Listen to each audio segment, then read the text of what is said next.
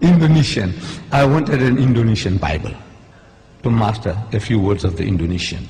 So I went to the Bible house in Durban. My city in South Africa has got a Bible house where they sell specialize in Bibles in different languages.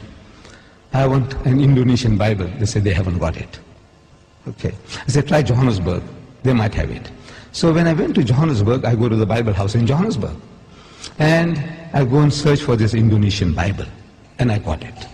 And I'm looking in the shelves, some other books. I see a New Testament, Greek and English. Like we have the Quran, Arabic and English, Greek and English, the New Testament. I took that big volume out and I'm starting to go through that. And the supervisor of the Bible house is watching me. You know, with this funny headgear and this beard. He says, what this guy is doing with all these expensive volumes, because this was an expensive volume in which I took down Greek, English of the New Testament. So he comes up to me, he says, good morning. I said, good morning. He said, what makes you interested in these books? I said, no, I do comparative religion, and I have come across something here in this Greek English of the New Testament that can be of use to me. He found me an interesting character. He said, would you like to have a cup of tea with me? I said, no, I don't mind at all. So he took me into his office. I said, now, you know, we believe in Jesus. And this was something astonishing to this supervisor. And all the supervisors in South Africa of the Bible houses are retired reverends. This was a Reverend Dunkers. He's amazed. I says, you know, we believe in Jesus and in his miraculous birth. And so saying, I started repeating these verses from the Quran. That we believe. And when I read it, he said, no, this is the same like my book. What you are saying now, that when the good news is given to Mary, the mother of Jesus, in the Holy Quran, she says, قَالَتْ رَبِّ أَنَّ يَكُونُ لِي وَلَدٌ وَلَمْ يَمْسَسْنِي بَشَرٌ. She said, oh my Lord, how can I have a child when no man has touched me? Which means physically, sexually. No man has touched me. So the angel says, قَالَ كَذَلِكَ اللَّهُ يَخْلُقُ مَا يَشَاءُ. Even so, Allah creates what He wills. إِذَا قَضَى أَمْرًا فَإِنَّمَا يَقُولُ لَهُ كُن فَيَكُونُ. Whenever He decrees a matter, He merely says to it, be, and He wills it and the thing comes into being. So the Reverend says, man, this is the same as my book. I said, yes, on the face of it, it's the same.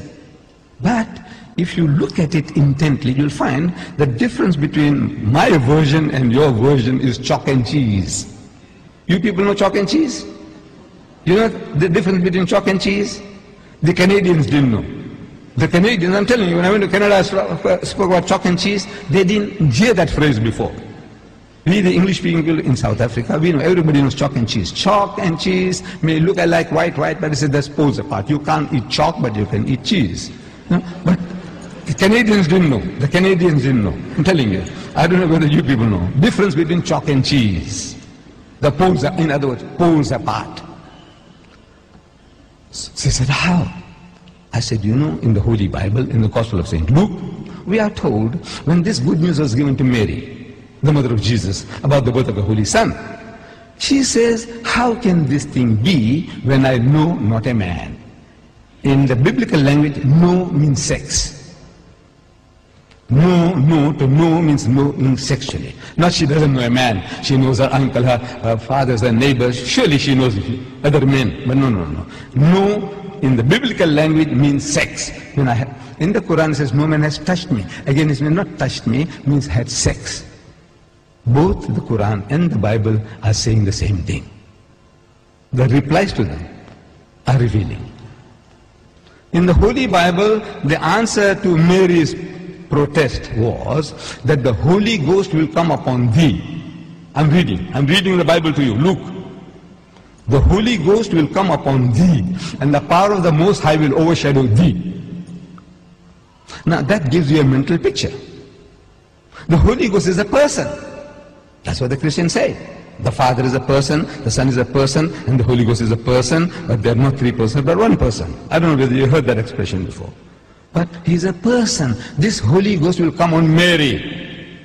How? See, it gives you in your mind. You think, how? like a man and a woman, like a bull and the cow. How? The Almighty will overshadow her. How? No, it gives you a mental picture. So I'm suggesting that it gives you a mental picture. You know, how? The Holy Ghost will come on her. We know it's a miracle.